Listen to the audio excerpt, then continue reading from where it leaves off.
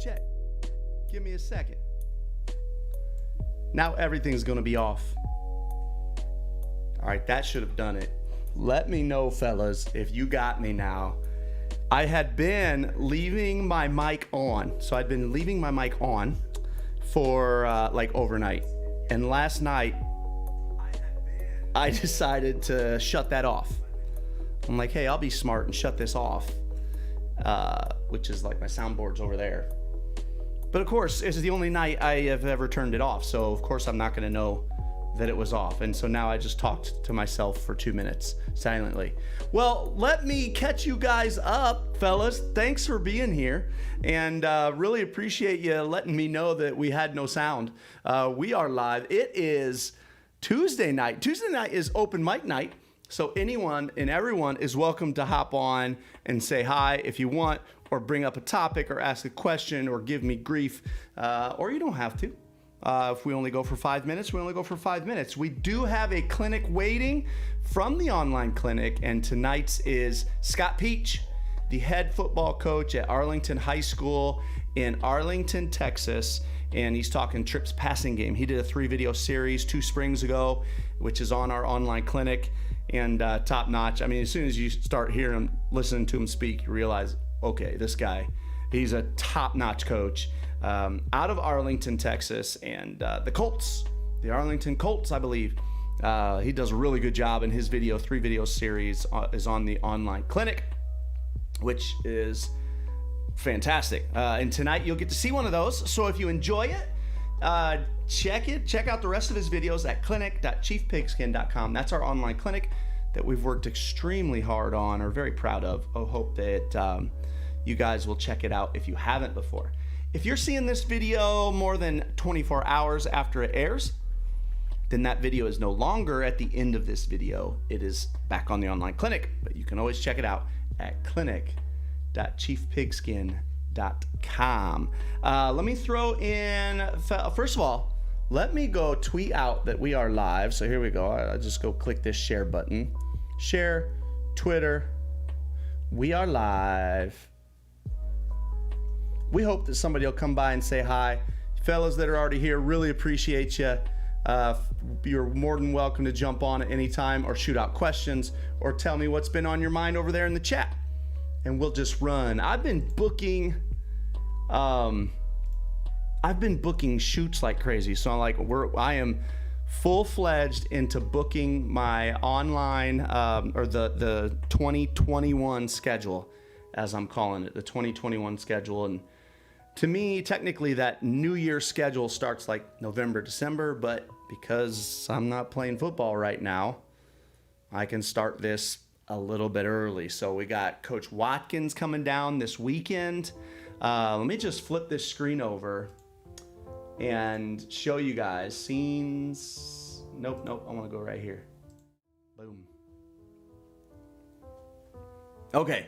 So here we are on the online clinic. You can see it now. I go to schedule, 2021 schedule. And first of all, you can see, look at this. If I go to schedule and we did some stuff in 2018, but a lot of that stuff, the format was a little different in 18, went to the store. And I've moved a lot of that stuff from the store. I had to work out deals with the coaches to move it back here to our online clinic. But look at 2019, man. It was like 80 total videos. Look at all these trips. These are all trips that I took myself. That was 2019. And then 2020, I added other shooters with us around the nation. So I was ready for a huge 2020. And then guess what happened in 2020? Can you guess? COVID happened in 2020 and really curbed us. Took us from like 70 videos or so in 19 to more like 40 something in 20. And we went to YouTube here and just started cranking videos out here on YouTube through Zoom clinics. So 2020 was a lot different. So now here we are hitting the road again, 2021, and here's the 21 schedule. Look at what I got booked already so far, with some more on the horizon. Got Watkins coming down this weekend from Concordia University, Chicago. He's talking DB play, the importance of circuits, and fire zone pressures. So 3 presentations. He's doing that this weekend. Then November 7th, well, no, November 6th. What's up, Larry? November 6th, I fly out, and I'm taking my son actually too. We're going to fly out to New Mexico. We're going to visit La Cueva High School in Albuquerque with head coach Brandon Back out of La Cueva. They were the state champs a year ago, or in 18 and 19. They were like 12-1. So good. Let me skip this track here real quick on my stream beats. So hitting La Cueva, he's going to present. His D coordinator Wes Hurley's going to present on 5 and 6 man pressures, and his OC Rico Marcelli is going to present on outside zone with RPO attachments. Then just got Coach Ridenauer out of Cleveland High School in Rio Rancho, New Mexico, to jump on board. They haven't announced their topics yet, but that visit is all in the same visit, November 7th, 8th in New Mexico. So I'm excited about that. And then this one set up for January already, Chatham Glenwood. So look at that little note, 29-6 over the last 3 seasons. That's Chatham Glenwood, 29-6. They were nails last year, and they happened to run into East St. Louis, who's a juggernaut in our state, and was on, not only the juggernaut, it's like, they kind of like this. They're like always good. And then once every 5 years or so, they get this team that is like untouchable. I mean, you know, it's like loaded with D1 athletes all about once every 5 years. Well, first of all, they're loaded with D1 athletes every year, but once every 5 years, they're like a new level. Last year was one of those years. Chatham Glenwood was phenomenal and probably gave them their best game of the year. But anyway, David Hay will be speaking, and his OC and the linebackers coach are still yet to announce their titles, their topics. Was planning on going to Owatonna this month, but then Minnesota got approved to play football. So now our Owatonna trip is in February, and also working out with a Sioux Falls, South Dakota coach, and we'll be visiting him hopefully on this same trip when I head up to Owatonna, Minnesota. The last guy that I've been talking to this week is Robbie Howard out of Beardstown, Illinois. I'm hoping to get him on. I mean, it'd be great if I could get him on before Thanksgiving to just start cranking out some material to you guys. So I'm excited about that, man. That's all the stuff I've had in the works. Also got a handful of other guys that I've been talking to, but I guess I'll save their names until it's official launch time. But excited about this 21 schedule. Hope that you guys like some stuff. Man, you guys have got to, whether you're watching this now live or you watch this in 2 months, listen, I don't know who's good in your guys' areas. You guys got to tell me. Who plays good ball where you are? Tell me. Leave me a message on here. Go look us up on Twitter at The Chief Pigskin, or look me up on Twitter at Nate_Albaugh, ALBAUGH, and let us know. You could send me an invite. Hey, coach, come visit us. We would love to present. Or, coach, there is blank school and blank school and blank school by me that are extraordinary. You need to come visit. That, again, you know, I can't know who's good in your state. I didn't grow up in your state. You did. So tell me who's good. I'm counting on you to let me know who's good in your state. There's the link in case anybody wants to hop on and talk some junk to me. Let's switch this scene back. Boom. There we go. If anybody wants to talk, let me know. If you don't want to get on here, that's okay. By all means, shoot a little topic here in the chat, and I'll be happy to touch on any topic that anybody wants. I'm full of opinions, and I've been given grief for all of my opinions at some point in my life. And my opinions have changed a lot over the years, right? It goes along with losing your hair. Your opinions start to change too. So, Tuesday, we had yesterday off for Christopher Columbus Day. That is rare anymore. It's rare to get Christopher Columbus Day. I hadn't been in a district that had gotten Christopher Columbus Day off in over a decade. But I had to sub for on my free period, I had to sub for our social studies teacher. And he put together a really good presentation on Christopher Columbus and looking at it objectively from the goods and bads. Like, here's what Christopher Columbus is credited for. Here are some of the bad things that he did that weren't always highlighted. But one thing that he did that I liked was kind of related to this thought was, hey, this is how do we relate the human's desire to explore and what they went through and what his dangers were to what any of our future dangers or desires are to continue to explore, whether that be out in space, right? It's the same thing going to Mars. Is that different, our desire to go to Mars and the first venture to Mars, than what Christopher Columbus was when he went west? Is it different? I mean, it was the same thing. It was unknown. He had nobody that he knew of. No one he knew had done it. I just thought it was really interesting, right? I get it. This is a football chat. I'm talking Christopher Columbus. Sorry about that. Oh, man. So somebody tell me what's been going on in your life. Ramiro, are you guys playing in Arizona? I can't remember. That Southwest, I feel like I know New Mexico's not, which is why I'm going to New Mexico next month. That's what finally got me to get out there. I'm anxious. I'm probably heading out to see our guy, Cody Gardner, too, this spring. That's my goal. Get out to see Gardner in Utah. And on my way out there, I'm actually thinking about driving. I don't know. Maybe I'll use my spring break this year to take a road trip west and try to hit 5 or 6 spots along my road trip west out to Utah. I mean, Utah is a trip, though, man. I mean, how long is that from Illinois? Is that 18 hours? 19 hours? Somewhere in there? Maybe it's less. Maybe it's 15, 16. It's got to be at least that, though. I've only been to Utah one other time in my life. Gorgeous. Absolutely beautiful. Loved it. Went to Arches National Park. So anyway, fellas, I was really excited to tell you about our 2021 schedule, so I let you know about that. If you're just getting here and haven't checked in, please check in over in the chat. Let us know what you're up to. We've got tonight a great clinic video coming up when I'm done here from Scott Peach in Arlington, Texas, head football coach, Arlington High School.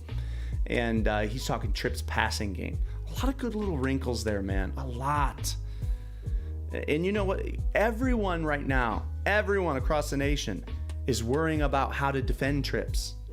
So as we're sitting here trying to defend Trips, I'm not gonna lie, it helps to look at these good old coordinators and listen and how are they trying to attack us out of Trips? Because they're good out of it. And we got to know what they want. And the thing that is on my mind, has been on my mind out of Trips, is I'm going, okay, I have got to figure out, all right, you're taking a guy, right? If you were 2x2, you are taking a guy from this side over to here, okay? So what have you lost the ability to do? That's what I'm trying to think through right now.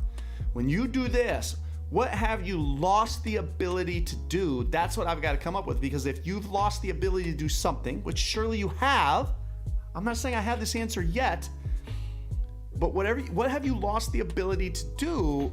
I need to work to get away without that defender over here on this side. I've got to try. Like I said, I don't have that solved yet. Any ideas in the chat? What have they lost to that back side? In theory, they've lost really the ability to stretch you horizontally to that one-man surface, have they? Have they lost the ability to stretch you to the one-man side in 3x1? Because if they have lost the ability to stretch you to the one-man side, well, then you can get away without that defender over there, or without a defender over there. But then again, it's not like you're not going to play a forced defender over there, right? So how do you handle that? What are they losing by going 3x1? That's why I got to figure that out. When the team goes from 2x2, boom, 3x1, what have they lost? Okay, they can't really, unless that single receiver reduces, they can't really pin my inside linebacker or my stack linebacker down in there, right? They can't pin him down in. Campos says we bring down our dog to the Trip side for added pressures. Okay, so you're going to bring some pressure at the Trip side. And I've heard a lot of guys that are either 4-4 guys or 3-3 guys that are going to say, okay, if you go 3x1, we got this extra guy on the one-man side, we're going to bring the guy from the one-man side. But Campos, you're saying you're going to bring the guy from the 3-man side, which I like too, because here's the thing. The other thing I think about is, like, if I do come from the 3-man side in your face here, am I limiting the number of things you can do here, right? Because what do teams want to do? They want to outnumber you. A couple things they're going to try to do. Outnumber you here so they can attack here, some sort of outside run play over here. They can outnumber you, which you might even include fast screen out here as somewhat of a outside run play, right? They're going to try to flank you here. Boom, 3-by-1. Or they're going to roll to it, flood you, or who knows what. Why stick in some very, like, something over here flood-like. So those are the things they can do over here.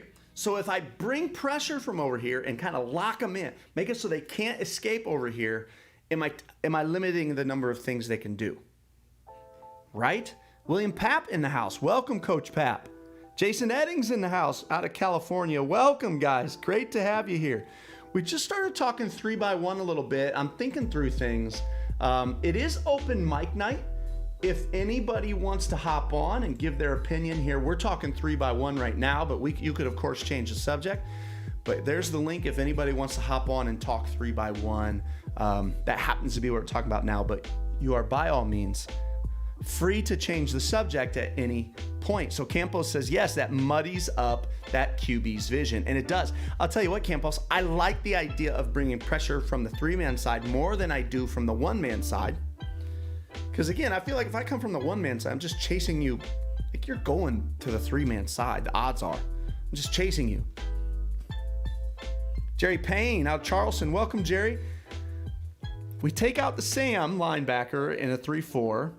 Out to split the difference between 3 and the tackle and shift to a 3-3 stack. Okay. And so in a sense, you are kind of taken away from the 1-man side. You had an outside backer there. You're taking that outside linebacker away and letting him be a stack player. I like it. I mean, the truth is you've got to, right? It's got to start with matching numbers with numbers. But like, to take it a step beyond that, I want to know, like, which player are you losing, right? Not Johnny or Jimmy. I want to know, are you losing the force player, or are you taking an inside stack player away and leaving a force player there? That's the question, right? And that might not be a specific question for you, Jerry, but for anyone. Looks like I got Ben Campos here to talk some 3-by-1. Let's do this, Coach. Coach Campos in the house. How are you, man? I'm great, Coach. There we are. Can you hear me? I got you. Cool. I got you. What's your thoughts on 3-by-1, man? Man, we're really big believers in bringing pressure from that front side, from that trip side. And the reason is because, whenever we get those quarterbacks that want to roll towards the 3 receiver side and flood us, we're trying to make that action happen very quick. So we come at the lead blocker, we come at the possible pulling guard. So we bring down that dog. Sometimes we bring down our mic. We call it Grim. It's just kind of a nice little play on getting somebody else to come down. And we keep that. It almost gives a 4-2 look. But we're bringing pressure from that side. We mix up our flat coverages a little bit more with the corner and the outside linebacker when we do that. But we're bringing a whole heck of a lot of pressure. And I usually bring the nearest inside linebacker that we still leave inside to the backside A gap as well. So I'm bringing 5 usually on trips. And so that helps, the only thing it leaves us weak on is the backside, what we call the steel 1, which is the flat backside. Mm-hmm. So we really have that inside linebacker work really hard back towards that flat. And I feel like when we do that, it takes away some of that crossing action from the number 1 receiver that's backside by himself. So we usually just man up on that backside, bring as much pressure as we can from the front side. And whenever we get it turned back in, whenever I send that backside linebacker through the A gap, we've had a lot of really good success with just keeping everything bottled up and interceptions and things like that happening, because you bring that 5-man pressure, you almost go and cover 0 or some sort of offset zone that you're not used to playing, but it does make the actions happen quicker. And it just depends on what kind of team you're playing. You're playing a flood team, you know, we'll in the flats, we'll put all kinds of different players in the flats, and we'll send a monster from out there. We do all kinds of fun things from there, but it's a lot of 5-man pressure because we want that action to happen real quick. I want to ask you more about some of these pressures because, again, I've always been too chicken to blitz a lot. So I want to ask you some specifics. Real quick in the chat, Jerry Payne says, in some cases, we blitz with the weak side backer and fill with the boundary safety. Okay. William Papp, my favorite play on offense out of 3x1 is QB follow away from trips to the weak edge with a lead blocker. Yeah, less guys in the way. Let my athlete QB run loose and make plays, right? And so that's the thing. Obviously, when it comes down to defending 3x1, right, that could change from week 2 to week 4 because the team in week 2 really liked blank while the team in week 4 really liked this, okay? So tell me, Coach, who has hurt you out of 3x1? Immediately comes to mind is Marion High School. Coach Kerry Martin. They have a lot of 3x1 sets. They run an offense extremely similar to ours. They push the ball a little bit more downfield than we do. We're more of intermediate screens. They push the ball downfield pretty well. And that 3x1 stuff, that's what really made us switch to just bringing pressure at that 3x1 to make sure we were coming with it. So, you know, you get that, what they like to run. I remember about 2 years ago, they ran their favorite set 3x1 was smash. And so you get the smash on the front from the first 2 guys, and then you get that post look from the third receiver. Well, they screwed with us. You know, we'd seen that look constantly. Then they went post corner with that third guy, and our kid was just lost. He was in the right spot. They made a play. That's what actually ended up winning them the game, you know, that particular pass. And so, you know, he's a terrific coach. So yeah, he knew what we were going to be doing. We knew what he was going to be doing. He just threw that wrinkle in there. But the 3x1 stuff that they do is pretty fun. And they used to do a lot more motion, not quite as much motion anymore as they used to do in the past. But the 3x1 sets that really hurt us would be anything that was getting behind our monster, anything that was getting behind our safety, into that, almost into that quarter, you know, when we play that quarter, it's like in between the quarters and you would just lose a guy right in there by the hash really close. And the safety was looking at somebody else, and that was hard for us. So that really gave us the direction where we go now, where we're going to make sure nobody's getting that deep that fast. So we're bringing people. Well, I see I got Jason Eddings in the waiting room. I got one more quick topic to hit with you, Campos, and then I'll let you go. We'll get Eddings in real quick in the chat. If you guys are just joining us Tuesday night, we've been doing open mic night. Just sit here and chat and put the link up in the chat. And anyone is welcome to hop on. When you come on, we try to chat for 5-10 minutes, and then we get the next guy in. Let me post this link one more time. Because tonight's clinic video that is going to be playing after this from our clinic at clinic.chiefpigskin.com. If you've never checked it out, please do. We've worked really hard on it, and we just keep going. But the video coming tonight is from Scott Peach, Arlington High School in Arlington, Texas, and it's his 3x1 passing game. So that got us talking 3x1 and defending 3x1. So here's my question for you, Campos. You're 5A, the team that won 5A this year, famous Illinois team, Rochester. My thought is this: if you were to take that same plan in against them, they are famously incredible at perimeter screen. Surely bringing 5 against perimeter screen would be a waste. Or am I wrong? What's your thought there? Like, would you have to change that plan if you're going to go play Rochester? They're dynamite. We have to, because just the way that how quickly they play so fast that they can throw all those perimeter screens, and we've actually gotten terrific at guarding perimeter screens because that's what we do, and so we see it every day in practice.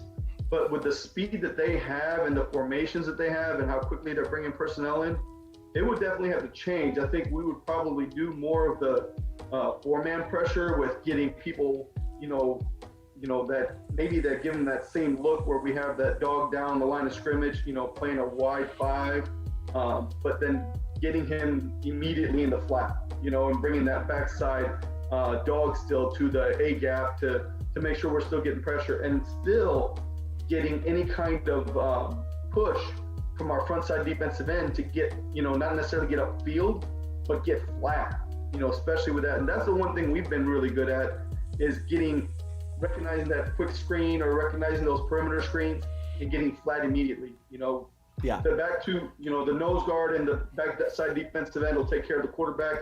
Everybody else is getting flat. Well, I like that you said that you guys work on it a ton, and that's something, if I ever get a chance to call defense again, whenever that day comes, kind of that I've already put a lot of time and thought into my practice periods of defending screens, because I only see it continuing to rise. It's too easy of a throw. Too many kids are just getting better and better at zipping that thing out there, and it has been proven that it stretches. It's probably one of the best horizontal stretches in the game, if not the best horizontal stretch in the game. Like, we got to be preparing for it on the regular.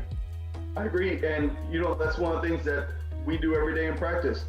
I've always talked about how we do pursuit drills in practice. We actually have a screen pursuit that we work about twice a week. That especially right now, like we know we're going to see that from those air raid teams, Tony Franklin teams. We're going to get that, so we're going to work our butts off on screens, and that's been a really big deal for us. Yeah, man, Coach, thanks for hopping on tonight for our open mic, and look him up. It is at Coach B Campos, right, on Twitter? Yes, sir. All right, look him up, fellas. Thanks for joining us tonight, Campos. I'm going to go let Eddings in. All right. There's Coach Eddings. Now, is that some old Raiders gear from back when they were LA Raiders or what?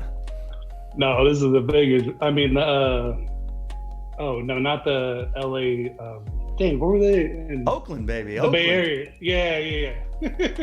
Sorry, you kind of got me off guard. Hey, they've been everywhere, man. You got to keep track of where them Raiders have been. Nope. So how you been, Eddings? I've been doing good, Coach. I mean, hey, I had to step down from coaching. I lost my babysitter, so I'm just taking care of the kids. Yeah. Hey, that time comes. Dude, who is the best, in your opinion, the team that has won the most football games, high school team that has won the most football games within 30 miles of you? I'm trying to learn my California football. I would say modern day and Bosco. Like, they're real close to me. Are they really? Yeah. Because I'm in I mean, they're like modern day is not even like 20 minutes down the street. Okay. And Bosco's in between LA and where I'm, like, hour and a half. Yeah. Okay. Yeah. So those are the big two teams. I know those. Legit. Now, what about public school? Who's the best, closest public school? I would say Mission Viejo. I have heard of Mission Viejo.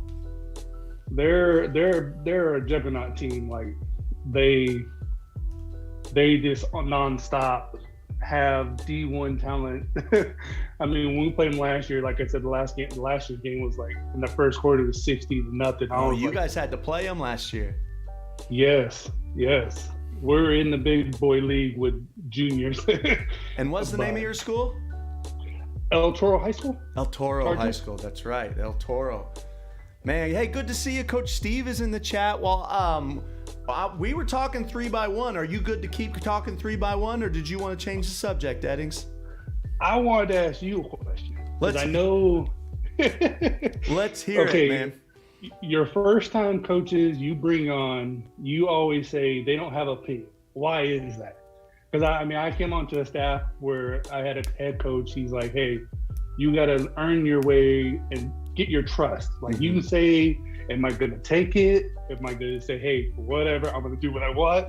But I'm like, I want to know from your opinion, because I've heard you say a couple times, hey, you're on my staff. You don't get an opinion until the second year. Yeah, so for you guys that are watching, first of all, if you're just getting here, thank you so much. Tuesday night is open mic night. So we'll leave the link to this Zoom meeting right here in the chat. Anyone's welcome to hop on. You can talk. We were talking some 3x1 tonight, but you can ask anything, and or you can just talk over there on the side. So what Eddings is referring to, and I had said this, and it actually came up because I had interviewed here on my YouTube channel a guy named Kyle Jackson, who came on board with us at Champaign Central, and he was on our staff, a great dude and a great coach. But we were in our interview, and I told him, I said, listen, the way we do things in our staff is when you're in your first year, we are not going to ask your opinion for 1 year. And I wanted him to hear that. So here's why I say that, Eddings.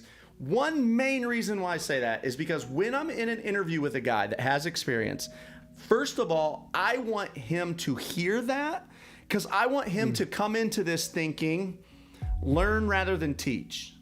Learn rather than teach. Like, so let's say Ray Lewis came to my staff. Like, and I get it. Ray Lewis is a legend, and there's going to be tons I can learn from Ray Lewis. However, if I'm the head coach, like, Ray can't just go teach linebackers. Like, he's got to know what does our team, how do we do things, right? Okay. So the same thing. Let's take Gordon Ramsay, the famous chef. If Gordon Ramsay goes to McDonald's, he has to go through training. Because you know what Gordon Ramsay doesn't know how to do? Make a McDonald's burger. Nope. Because McDonald's says, hey, Gordon Ramsay, dude, we're sure you can make our burgers really well, but we're not interested in your burgers. You got to learn how to make McDonald's burgers, because people come here looking for McDonald's burgers, like it's part of a bigger plan. So you take all of that, and I say it for a couple reasons. Number one, I want a guy to hear it, and I want him to have to sleep on this, because listen, when we're in this situation, we got a lot of guys that we're choosing from, and I want to know, am I getting a humble guy? So I'll tell you this, Eddings. I have every intention of asking this guy his opinion way sooner than a year. But I want him to hear and sleep on that and still come back the next day and go, yeah, coach, I want to be a part of it. Okay. You know what I mean? So it's like this, I just want him to hear that, and I want to know, are you still willing? And we talk about this a lot in our program. Yeah. And we talk to our coaches, like, listen, you've got to know you are here to serve these kids, as not vice versa. We got to find servants. We got to find dudes that'll hustle to and from the equipment shed. And, those guys are hard to find. Yes, they are. But we take the culture of our assistants as importantly or more than the culture of our team, because we know that's where it's going to start, right? So here's another thing I'll tell you, Eddings. Here's a rule I had on my staff. And again, you guys, that if you don't know me very well, I was a head football coach for the last 11 years before last year. Became an assistant at a local high school now where my son and my daughter go. A rule on my staff was you are not allowed to stand next to the other coaches at practice. Now, when you hear that rule at first, you think, okay, Allball's crazy. He's a control freak. He's this. But I want you to hear where I'm coming from. I'm like, all right, listen, this whole football staff, there's 12 guys here. We have drinks together after wins. We hang out all summer. We're in meetings all the time. Like, these are my best friends in the world. So if I go to practice and I stand next to him, what will I do? I'm going to talk to him. I'm not going to coach. I'm going to talk to my best friend who's standing right next to me. So I tell all my guys straight up, like, fellas, you can't stand next to each other. Like, if we're in a team segment, you better be spread out. And again, at first, they all look at me like I'm crazy. And I'm like, these 10 guys, like, we're all super tight. If you stand next to so-and-so while we're running team offense, you're going to talk about how stupid Jimmy looks in his pants, or you're going to talk about this, or you're going to talk. You can't resist. You're not such a good coach. No one is such a good coach they can resist talking to their best buddies. Listen, it's the best time of the year. The weather's gorgeous. You're excited because you're at football, and you're standing next to your best friend. Like, you're going to waste some time at some point. So I tell you that, Eddings, just to kind of give you, like, these are all the little things that we put in place, because that's what I tell them. I'm like, listen, from 4 to 6, or for us, it was 4 to 6:30. Yeah. Dude, you gotta work. You gotta work, and it is hard to do, especially when you're sitting here trying to work next to your 5 best buddies, right? Or 7 or 9 or however many it is. How many you have? Yeah. Does that answer your 1 year non-opinion thing at all? Yes, it does. I mean, the last time I was gonna ask it, but I'm like, I didn't get to it. But that was one thing you're like, just ask any question. I'm like, I gotta ask this question. Yeah. Because I had a coach last year. I mean, my old coach. He told me, "Hey, I'll ask you for your opinions. I'm here. If you need something, just let us know. If you do have it, like adjustment or whatever, shoot it there. Will I use it? I don't know. Right. If it works, it works. That's how. But I wanted to hear. I remember you talking about it a while back. That's why I wanted to ask again. But no, I do agree with that. In practice, not standing by each other. Because last year, our coaching staff, like when they're doing warm-ups, just anything, we'd be like 2 here. I'm like, well, why are we not spreading out? Like I try to hype up the kids when they're stretching or get them involved. Yeah. I'm not one of those. Hey, once we get in our meeting room, we'll talk. Yeah. I'm not gonna. I'm coming here to get my kids ready for from was it 3:15 till we go until about 7. Luckily, we're supposed not to, but no. We go long. We go a little longer. The parents are like, hey, as long as you're getting their kids ready. Hey. Yeah. But no, that's why I wanted to ask that. But so back to the 3x1, I wanted to mention something because we run a thunder call with it. Like we're in cover 2, and then the trip side we roll down our strong safety, but it's on the cadence. It's like we roll it, and then we blitz our middle backer to bring a 5 in that front side A gap. Okay. And then we have our Sam is like looking straight back to hook, and then he's going to the flats. So we try to, with what we see a lot last year's cover, 21 personnel, the read, everything. So we're like, and I tell my outside backers on the bubbles, on the screens, I tell them, don't even take a jab step. We're looking at the quarterback and the running back. We're popping our feet. Mm-hmm. Once we see that ball going, I have my outside backer blow up whoever's number 1, number 2, whoever's trying to, and then our safety and then our safety and our corner come make the tackle. So as outside backers, that's what we did. I mean, it worked. There were some where, hey, they didn't read the right key, they got burnt. Yeah. But absolutely. No, I like that. And I like that. I do think that you have to switch some things up over to that 3-man side because we just keep seeing it more and more and more. Mm-hmm. You know, the other thing, if you're a team that runs 3x1, the odds are you're going to get really good film on your opponent defending 3x1, right? So now my opponent, and this is something I did not do as well when I was the head football coach for Champaign Central. My opponent was getting great footage of me defending 3x1. So it's ignorant of me to think that with a week to prepare, they're not going to prepare ways to beat the way I'm defending it, right? But I'm sitting here staying in the same thing. So I think you're right. You've got to have some other ways to defend it. And that was the biggest thing my defense coordinator said. We just got to switch it up because if we stay in cover 2, you're going to get beat. And with the league we're in, like we had quarterbacks who just throw it. We're like, we have to disguise it. We don't disguise it, we're getting eaten up. Yep. And that's a lot of the plays where we're like, hey, we're going to send this pressure. We get burnt. I mean, hey, hands to them. They made the play. And hopefully, most of the time, we would get the pick with that the safety. I mean, the corner, because we tell the corner, instead of our corner bailing back to cover 3, we'd have the backside. He would bail. But if he sees someone right in front of him, he'll come up and squeeze to use the sideline as his friend. Yeah. A term we use.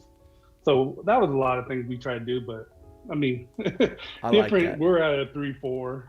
Okay. We try to blitz a lot more because we thought if we blitz, we put, like Coach was saying, you try to get in the windows and try to rep the feathers.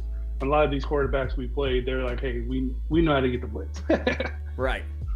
I know that's the thing, and everybody is so good anymore at picking up blitzes. Well, fellas, if you're just getting here, it's open mic night. I got about 15 minutes left. Chime in on the chat. Feel free to give your own opinions on the chat, or feel free to shoot out any questions, or click the link and jump in on the Zoom chat. We're talking mostly 3x1 tonight, but anyone is welcome to talk anything. Well, Eddings, thanks for joining tonight, and thanks for chiming in. Anything else before I clear up the line, let someone else in? No, Coach, I appreciate it. I love it. Hey, many times I can come on and just talk ball. That's what I want to do since I'm not coaching this year. Yeah, man. I'll tell you what. That's got to be killing you. Oh, it is. It is. It is. I'm teaching my son, like, hey, you're doing this. I'm like, hey, my daughter. I'm like, hey, yeah. I'm teaching long snap. And I'm like, I got to do something. It's hey. in me. Like, and like you said last week, you said when you're coaching, you get that feeling. Like it's you, and I don't got that feeling now. I'm like, man. And with the whole COVID, I'm like, hey, nothing can replicate it. Nope. I'm like, that's once right. I get back into it, I'm gonna learn as much as I can. I'm reaching out to every coach. Hey, can I learn more stuff about it? Because that's all I can do right now. Yeah. Well, I mean, there's one thing that's worth it, and that is your family and your kids. And you're right. Hey, sometimes a season off can be beneficial if you use that time wisely. So I hope you do get out and learn as much as you can. I am. All right, Coach. All right. Thanks for stopping in. Thank you, Coach. You guys in the chat, thanks so much for being here. 15 minutes to go here on our open mic night. Before we switch it over to the clinic from Scott Peach out of Arlington High School. One thing that Coach Eddings said that made me think that reminded me of something when it came to defending 3x1. So most teams, linebackers, right? You're going to teach your linebackers, there's this no cover zone. And the no cover zone is that anything 5 yards and under, right? You can't worry about it. It's 5 yards and under. We can't worry about it. We will rally when you throw it to make the play. However, 3x1 especially, when you have a team that is very effective throwing these perimeter screens, can you realistically allow your Sam linebacker or corner, if you're in cover 2, whoever is your flat defender, your downhill defender on that 3-man side, can you afford to wait for them to pull the trigger until that ball's in the air? Can you really afford that? That's the problem I have, and that's the question I have. I'm like, all right, listen, Sam, the second you see back pedal, I need you to pull the trigger. Boom, fire right now. Get downhill. Let's defend this screen now. But Coach, you said we don't defend anything under 5 yards until ball's in the air. And you're like, I did say that, didn't I? I did say that. How do you guys handle that? Is it pull the trigger when you see screen? Or is it still consistent with your language saying when the ball's in the air, here we come. We'll get to it. We'll rally to it. They're not going to beat us with perimeter screen. How do you guys handle that? Because there's the thing. Once you do start pulling the trigger on action, on bubble action, boy, that Y stick starts becoming awfully easy to hurt you with. And that, you've got to pick your poison, right? You got to decide where you're willing to make your stand.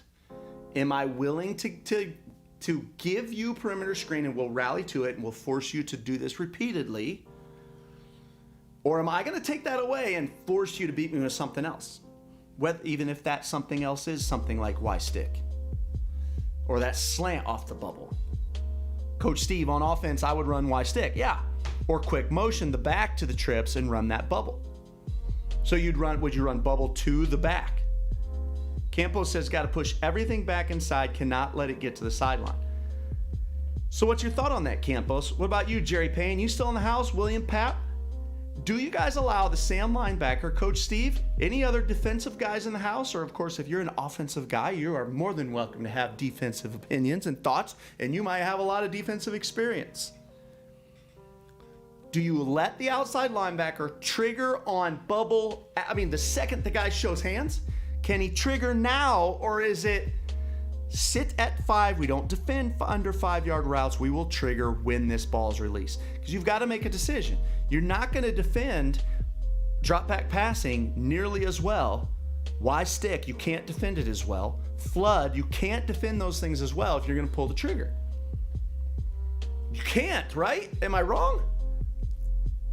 I'm not getting much response, so I don't know. Maybe I'm on a tangent here. Maybe there's only one guy still watching. I'm not sure. But those are the things that I get frustrated with. I feel like if I had Coach Perales here from last week, Perales would say, Coach Albaugh, you think too much, man. You think too much. And he's right. I do it. These are the things that I freak out about. I'm like, okay, I got to make a decision. What am I going to do? Am I pulling the trigger now or not? Coach Steve says, no, you're not going to pull the trigger now.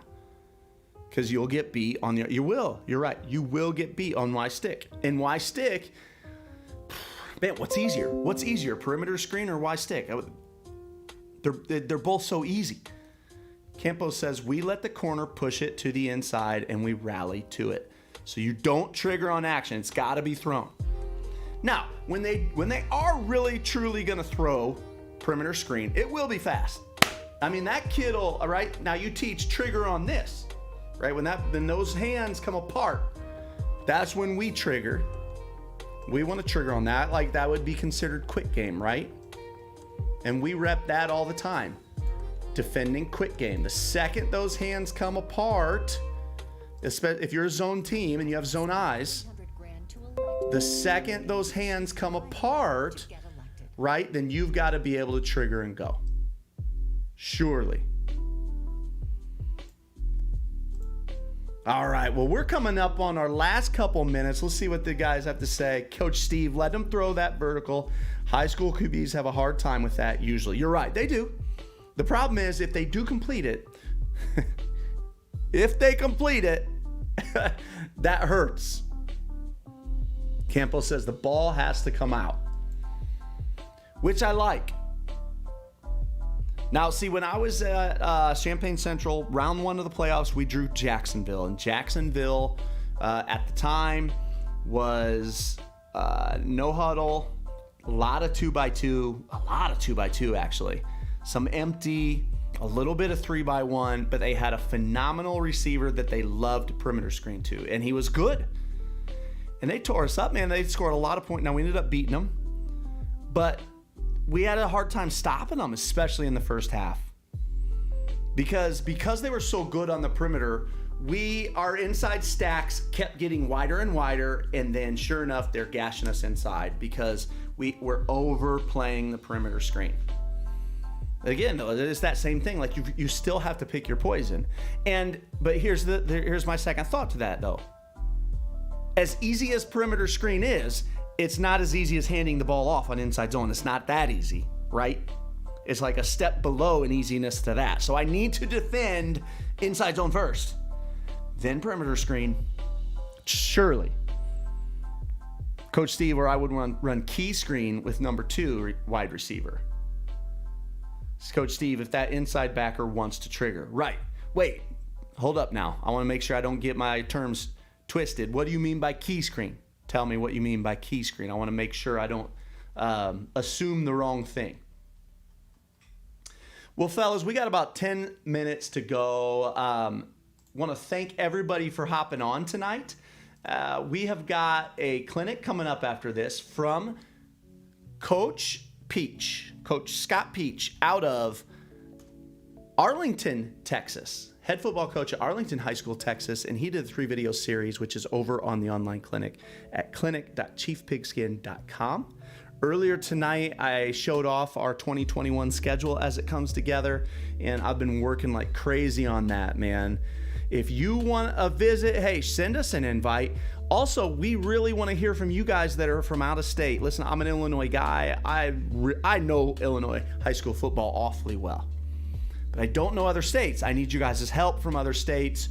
Who's good in those other states? Who near you deserves a visit? You've got to tell me because I don't know. Shoot me a DM on Instagram or on Twitter. Twitter is probably the better place, at the Chief Pigskin. Or look me up at Nate_Albaugh. William Papp says, I feel like front hand off the ball, you got to go.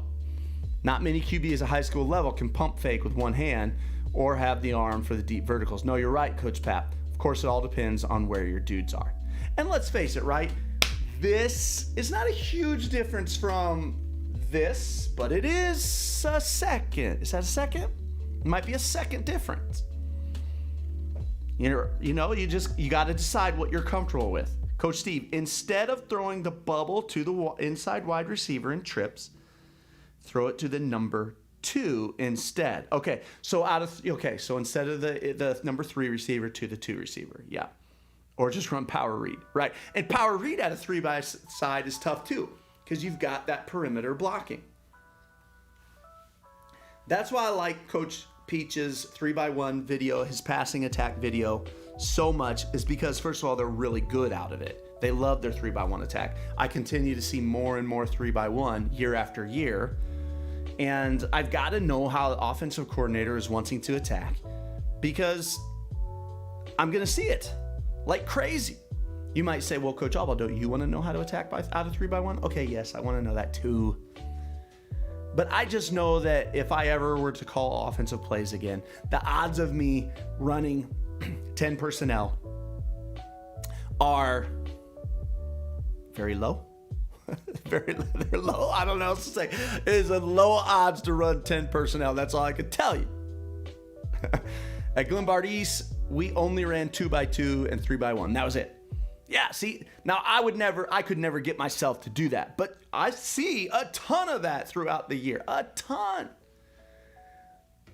Well, fellas, we're coming in on the last 5 minutes of our hangout tonight. Thank you guys so much. Any other questions, comments, side conversations, throw them there in the chat. If you've been here watching and you haven't checked in, let us know where you've been watching from. We really love to hear from you guys. Tomorrow night, another Wing T hangout. I have so much Wing T content on the clinic, on the online clinic. I've got to keep showing it off. So it is what it is. I got to talk Wing T tomorrow night. But a lot of you guys, I keep getting more and more guys too that are running some sort of hybrid Wing T. I keep getting more and more of that. The 2 things I probably need to make sure I'm hitting this off season with the clinic are some spread Wing T stuff and more air raid stuff. I got to hit more air raid stuff because there's just too many guys running it. Too many guys that love it. Like, I got to try to get these guys what they love. Called ISO or belly? Well, I don't know what you're talking about right now, Coach Steve, so tell me. Okay, Coach Pap dabbling in the single wing. I'll tell you what, man, when I saw Tyler Fairs this year on his online clinic, or his Zoom clinic that he did, his home clinic for our YouTube channel. Wow, first of all, I'm a big single wing fan. Big single wing fan. When I heard Coach Delgado out of Riverdale High School in Florida, watched his presentation on it. Gosh, so good. Bill Wiles did one on the clinic. And then Tyler Fairs out of, where was he from? West Virginia or Virginia? Oh, I feel like it's West Virginia. They just won the state title. And they are, I mean, you want to talk about clean single wing, unbalanced single wing, man, clean. They were really impressive. You know who else did one on our clinic? Clint Weber out of Sigourney Keota High School in Iowa. Weber did a great single wing presentation. Coach Steve says he installed ISO, total coach that's basically belly, and they didn't realize it. So I had to drop my Wing T knowledge. Okay, I see what you're saying now. No, you're right, because it is. Now, can you incorporate some belly sweep off that? But you're right, it is. It's an ISO.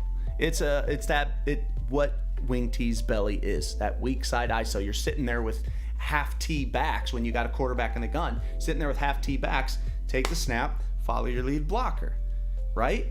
Now, that quarterback is probably a little bit more valuable than a fullback is in the Wing T, but still, schematically, you got to have it. If I'm a 10 personnel team, I would like to have ISO. I like, and people that have listened to me talk offense before, I feel like you have to be able to hold people accountable on all places, right? So you have to hold them accountable defending sideline to sideline. You have to hold people accountable to defending vertical, right? If you're not throwing vertical in the game, you're doing yourself a disservice. You have to stretch. You have to stretch this way, and you have to be able to hit them in the mouth. right? Like you have to be able to do all of these things and force people to defend all of them. And if I am a 10 personnel team, I'm going to have that ISO, that belly, like you said, Coach Steve. Justin Townsend out of Fairfield High School. I've never met him. Got a great program there. Some pretty cool stuff from the single wing. Oh, they're single wing. I've seen Fairfield has been 9-0 or 8-1 several times lately. I need to look them up. I did not realize that they were single wing. Well, fellas, we are winding down. Last chance to put any final thoughts there in the chat, any final questions. Otherwise, we're winding this down.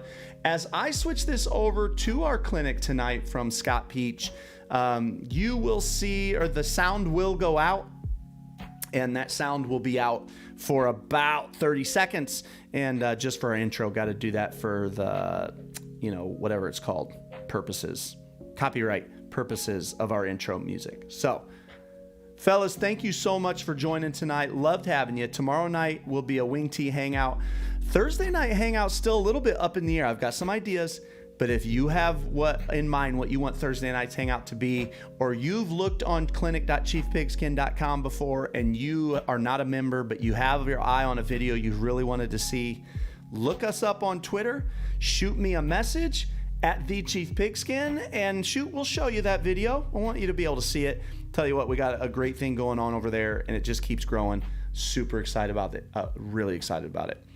All right, guys, I'm going to sign off, flip it over here to our clinic, and probably flip on a baseball game and watch Coach Clint Galvis from New Lathrop has been in state championships here for several years running Wing T. Well, I'm going to look him up. Coach, thank you for throwing that name out there. These are the things I need. I got to get to know programs from other places. We will see you guys later. Thanks so much for joining us.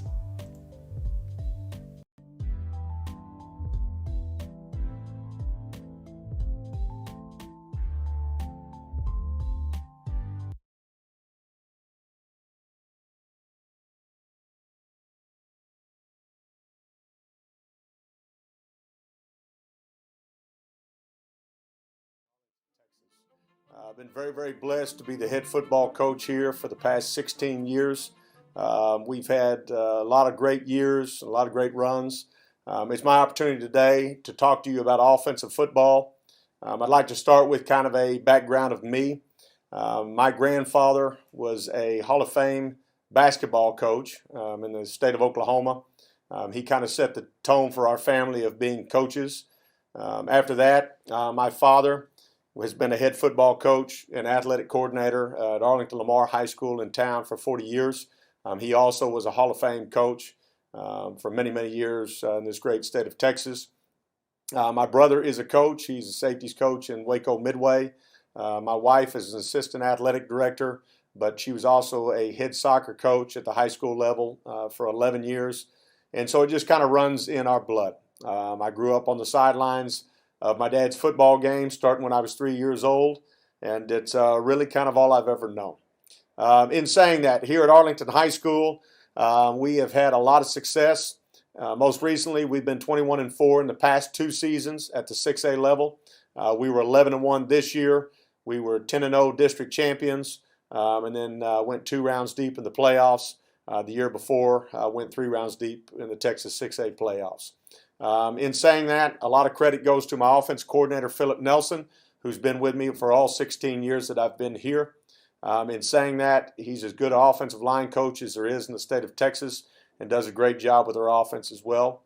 I brought in a new defensive coordinator 2 years by the name of T.J. Dibble. During that time, we have been fantastic out of the 3-4 defense. And so with my staff, along with me, we are very, very proud of the product that we have. I'm speaking to you today from our new MAC facility here at Arlington High School. I've been in it now for 2 years and very blessed from our school board and from our superintendent to do something incredible like this. And last thing is offensively, where does it come from for us? I'd like to say it kind of started back in 2007 for us when we transitioned to the run and shoot. We did so because we kind of had a background in it. Also at that time, June Jones became the new head football coach at SMU. and we spent a lot of time over there at SMU with him to kind of learn what it was supposed to look like. We also had a quarterback that was 6'5" that would go on and play at Texas A&M, and so we went to the run and shoot offense at that time. After 8 years, it was time to make a change. The reason for that was that offenses had changed. The RPO game, run-pass option, had come into play across the country, and we needed to get in the game. We, at that time, transitioned to a similar style of offense that Art Briles and his staff was running at Baylor University. We spent a lot of time around them for a couple of years learning that offense, and that's the offense that we went to. Once Baylor went in a different direction at their coaching position in football, we started looking around of who we were closest to, and the answer is Clemson. We spent a little time with them, but for the most part, just kind of watched them and what they did on film. And we are very close to Clemson offensively, if you had to say what we look like at the college level. In the same breath, we like to do our own thing. We have a lot of unique things that we add to the game and to our offense. And so in saying that, I'd like to share some of that with you today. In not wasting your time, I might as well talk to you about the things that we're good at and not share things with you that we're not so good at. We are really, really good at our trips passing game. For us, that looks a lot of different ways. First of all, obviously what we call trips left and trips right, with 3 receivers set to one side and a single receiver to the opposite side, is where our passing game starts to the trips. In the same breath, though, we can create trips passing game from our empty concept with 3 receivers on one side and 2 receivers on the other. We can get to our trips passing game in a formation called doubles, where we set 2 receivers to each side and then leak our back out to one side or the other to create the trips. And then we also have the ability to throw the trips passing game through our single receiver, where we will incorporate the running back and then also bring something off the backside back across the field in a shallow or drag form. So in saying that, that's what I'm going to touch on with this presentation today. And in doing so, it starts for us with an RPO play. Now, I'm not going to get into a lot of RPO game right now, but I did want to show you this in order to start the presentation. We start with the bubble game. And so like a lot of people, our trips passing game starts with screens, and for us it starts with a bubble. In this particular clip of RPO, we are a big dart running football team. I say that to you because with the dart, we believe that we can get great angles on a 5-man box with the dart. This is in particular is a 4-2 front. So with the 4-2 front, we're going to cover it up with our 5 linemen with the 4 down linemen and then the front side linebacker, which in this case is the Willie. With the Mike linebacker, that now falls on the quarterback. So if the Mike linebacker is walked outside of the box in this particular situation, then he's going to hand the football off to the tailback, and we're going to win 5-on-5 inside. That being said, if the Mike linebacker, like in this case, is in the box, now it becomes on the quarterback to get the ball out of his hands in the passing game to the bubble screen. Obviously, you have to be great perimeter blockers, and so with our 2 outside guys there blocking on the corner and the strong safety, and then getting the ball out to our bubble, and we'll not overcoach in the bubble a lot, but we're a kickback, go flat philosophy, and then getting the ball in his hands as quickly as possible. So to get things started, here's the first clip. This is against a 4-3 box. The Mike linebacker is here. We're going to pull for him. The outside linebacker, what we call the stud to the trips, is the one that the quarterback is responsible for. So in this particular clip, the quarterback sees the stud tied to the box, so he's going to throw the bubble outside. We're big believers in athletes in space, and so now then we get the bubble out in space. We've got 2 blockers coming. And then now we get the free safety having to come downhill to make the play. I show you this clip because the main goal is to show you that this RPO will build into the rest of our passing attack of why we throw what we throw.